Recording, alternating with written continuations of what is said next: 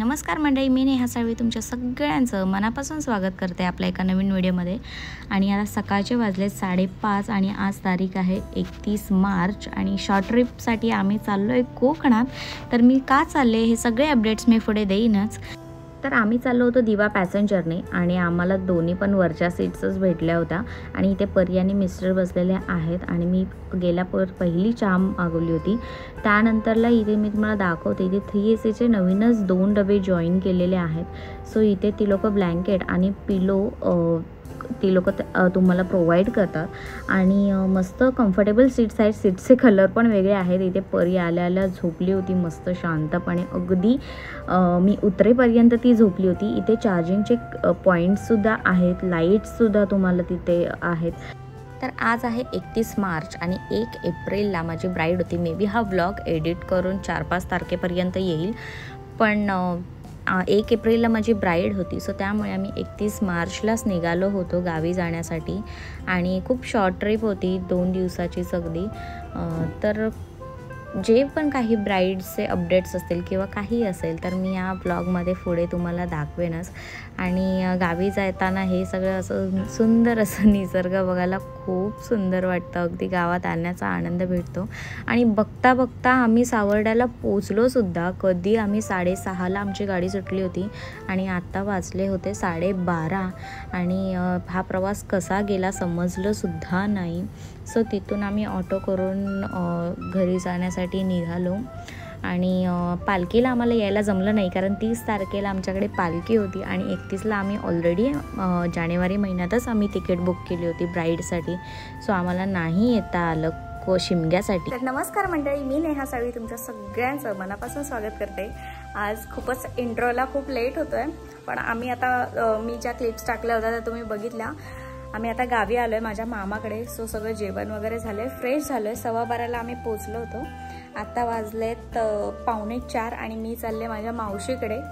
So आता बघूया तिकडचं कसं सगळं आहे, तिने नवीन घर वगैरे बांधलं आहे। सो बघूया तिकडे कसं आहे। आणि उद्या जसं मी सांगितलं, उद्या माझी ब्राईड आहे, तर मी ब्राईडचा एक वेगळा ब्लॉग बनवेन किंवा मग ह्याच्यातच इन्क्लुडिंग करेन, जसं जमेल तसं। So stay tune. हे असं मंदिर आहे मामाच्या इथलं, विश्वकर्मा जयंती ला आम्ही आलो होतो आत्ता 1 महिन्यापूर्वी। सो हे काम बघा किती सुंदर केलेलं आहे, मला मी जवळून दाखवते। आणि हे आतून काही असं आहे, खूप सुंदर वाटतं। आणि जयंतीला इथे 2-3 दिवसाचा कार्यक्रम सुद्धा असतो।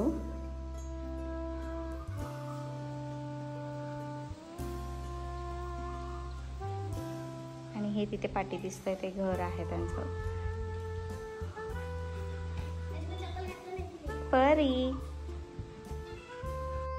तर आम्ही चिपळूणात पोचलो मावशीकडे आणि मस्त फ्रेश वगैरे झालो। आणि जसं आम्हाला समजलं की आता कैऱ्या लागल्यात, तसं लगेच आम्ही पाठी गेलो आणि झाडावर चढून सगळ्या कैऱ्या काढल्या आणि मस्त त्याचं असं कैऱ्यांच्या फोडी करून खाल्ल्या। सो गावी कोकणात गेलो आणि कैऱ्या वगैरे नाही खाल्ल्या, काजू नाही खाल्ले, तर काही मज्जा आहे का।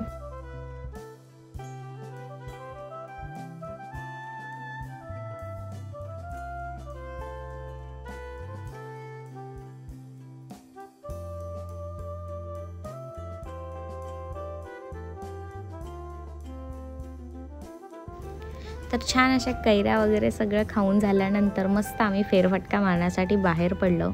तर इथे मस्त तिने एंट्रन्सलाच काजूचं झाड लावलेलं होतं, खूप छान वाटत होतं एंट्रन्सला। आणि हे तिने आता छोटंसंच घर बांधलेलं आहे आणि खूप काम पेंडिंग आहे अजून, पण तरीही खूप अप्रतिम घर आहे, मला खूप आवडलं हे घर। आणि आजूबाजूला तिने खूप सुंदर सुंदर झाडं लावलेली आहेत।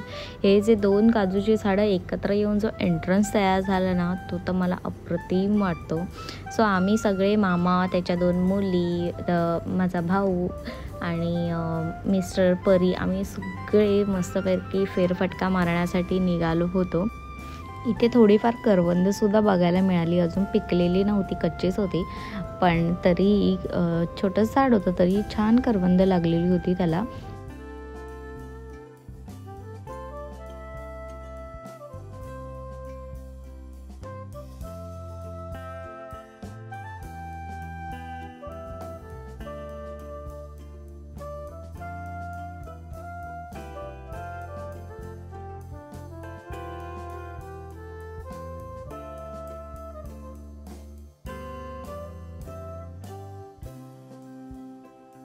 आम्हाला शिमग्याला गावी नाही जाता आलं, पण आम्ही जेव्हा इथे गावामध्ये फेरफटका मारत होतो ना, तर तेव्हा तिथल्या गावकऱ्यांनी आम्हाला सांगितलं की मंदिरात या, इथे पालखी आहे.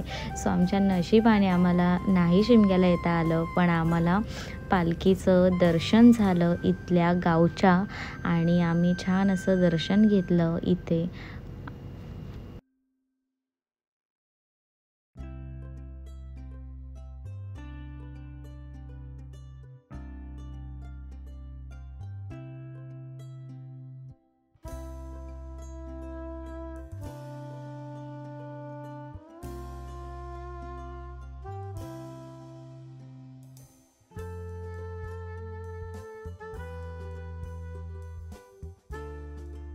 आणि मंदिरसुद्धा खूप सुंदर लाईटिंगने यांनी सजवलेलं होतं. आता रात्री पालखी इथे नाचणार होती. आणि त्यानंतर खूप आता काळोख पडायला लागला होता. आम्ही घरी गेलो तर इथे जेवणाची तयारी सुरू होती. मस्त रविवार होता, सो नॉनव्हेज बनत होतं.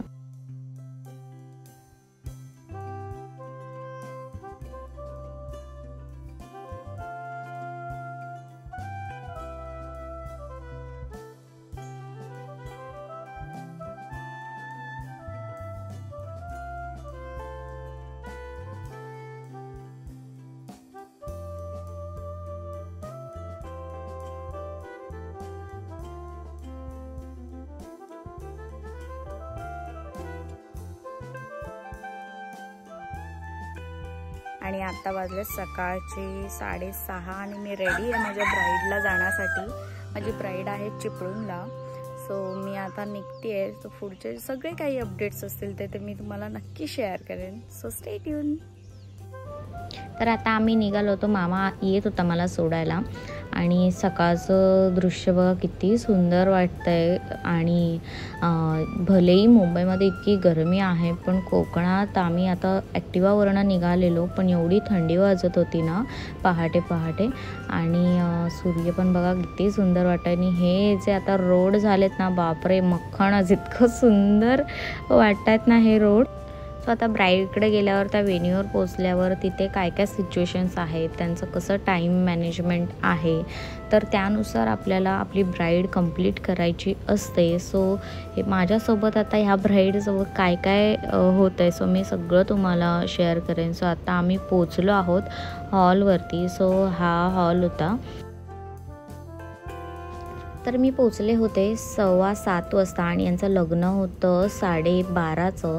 पण मी एकटीच होते आणि मला ब्राईड, तिची मम्मी आणि तिची बहीण तिघींचा मेकअप करायचा होता. सो मी गेल्या गेल्या पटकन तिच्या मम्मीचा मेकअप करायला घेतलं होतं. आणि ह्या काकू खूपच स्वीट होत्या, खूप भारी होत्या ह्या काकू.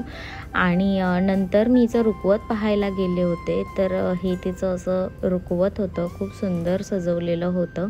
इथे पावलं वगैरे ठेवली होती, मस्त डोली ठेवली होती, मस्त डायनिंग ठेवला होता, सगळे सप्तपदी ठेवली होती, खूप सुंदर वाटत होतं. त्यानंतर मी आले ब्राईडचा मेकअप करायला. तिचं पुण्यवचनचा मेकअप आधी मी करणार होते, नंतर हेअरस्टाईल करणार होते. सो मी आधी हा तिचा पुण्यवचनचा मेकअप करून घेतलेला आहे. आणि हे सगळे लुक्स जर तुम्हाला प्रॉपर बघायचे असतील ना, तर माझं इंस्टाग्राम ID आहे नेहा मेकअप एक्सपर्ट. तिथे तुम्हाला सगळ्यांचे लुक्स बघायला भेटतील पूर्ण. आणि आपल्याला जेवढा पण वेळ भेटतो ना ब्राईड करण्यासाठी, तेवढ्या वेळेमध्ये आपण आपला बेस्ट दिला पाहिजे. आपण त्यांचं टाईम मॅनेजमेंट बघितलं पाहिजे. त्यांच्या विधीचा टाईम काय आहे, ते कधी होणार आहे, त्याआधी आपल्याला मेकअप करायचा आहे की नंतर थोडा टाईम भेटणार आहे तेव्हा आपण मेकअप करू शकतो. हे सगळं आधी ब्राईडशी डिस्कस करून मग तिला आपला बेस्ट द्यायचा आहे. आणि ती ब्राईड आहे, सो तिच्या मेन दिवशी, तिच्या लाईफमधल्या इतक्या सुंदर दिवशी आपण सुद्धा तिला इतकं सुंदर बनवलं पाहिजे. तर इथे ब्राईडचा पूर्ण मेकअप झालेला आहे आणि ती विधीला जाणार होती. त्यानंतर विधीवरून आल्यानंतर मग तिची हेअरस्टाईल होणार होती. तर जोपर्यंत ब्राईड विधीला गेले तोपर्यंत मी तिच्या बहिणीचा मेकअप कंप्लीट केला होता. आणि कसा वाटतं मला कमेंट बॉक्समध्ये नक्की सांगा. तिला पर्सनली खूप आवडला होता हा मेकअप. यानंतर माझी ब्राईड आली, तिची पूर्ण हेअरस्टाईल झाली. त्याची क्लिप मी नाही घेऊ शकले, पण तुम्हाला इन्स्टाला दिसेलच. त्यानंतर तिच्या इथे विधी सुरू झाले. इथे मंगळाष्टक्या सुरू होत्या, तुम्ही बघू शकता. आणि त्यानंतरला एवढा सगळ्यांचा मेकअप करून हा झालेला इथे पसारा. बापरे, हा आवरता खूप कंटाळा येतो. पण जो ब्राईडचा वगैरे लुक येऊन जे सॅटिस्फॅक्शन होतं ना, ते काही वेगळ्याच लेवलचं असतं. आणि जेव्हा ती लोकं कॉम्प्लिमेंट करतात तेव्हा खूप भारी वाटतं.